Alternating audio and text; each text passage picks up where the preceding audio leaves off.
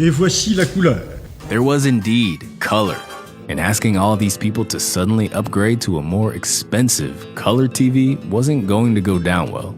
There needed to be a color TV that was cheap and could work with existing black and white TVs. That's when they came up with this simple but genius solution.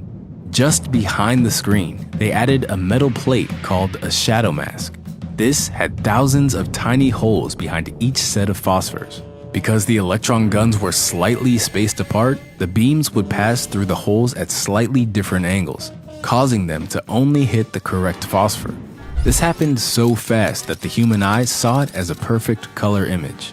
But there was still one huge problem. A large amount of radio frequencies had already been assigned to things like aviation, ships, military communication, and radio. 12 channels were assigned their own space on the radio spectrum, and the FCC decided that a single channel had to fit into a bandwidth of 6 megahertz. This was easy for black and white channels, but color channels would need 3 times as much bandwidth. The trick was to hide the color information in between the black and white signal without using any more bandwidth. Before the signal was transmitted, the red, green, and blue signals were combined to create an overall brightness signal called luma. Then, separately, the color signals were added and subtracted with predefined formulas to make 2 separate signals called I and Q. I essentially covered the orange and blue hues, while Q covered the green to purple hues. These 2 signals were phased 90 degrees apart and combined to create the chrominance signal.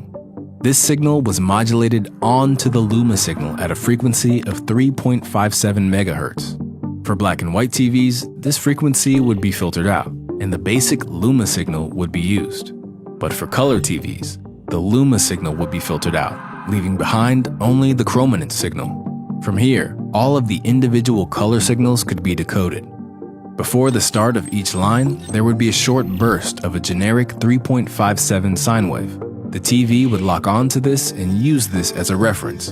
By comparing the chrominance wave to the sine wave and figuring out the difference, the I signal could be decoded. Then, by shifting the chrominance wave by 90 degrees and comparing the difference once again, the Q signal could be decoded. Since I and Q values were made using known formulas, the math would essentially be reversed to figure out the individual red, green, and blue signals. Those were then sent to each electron gun in the TV, and the lines were drawn onto the screen. This genius encoding method meant that all of the color information could be squeezed into the same bandwidth of a black and white signal, and that same signal could also be read by existing black and white TVs.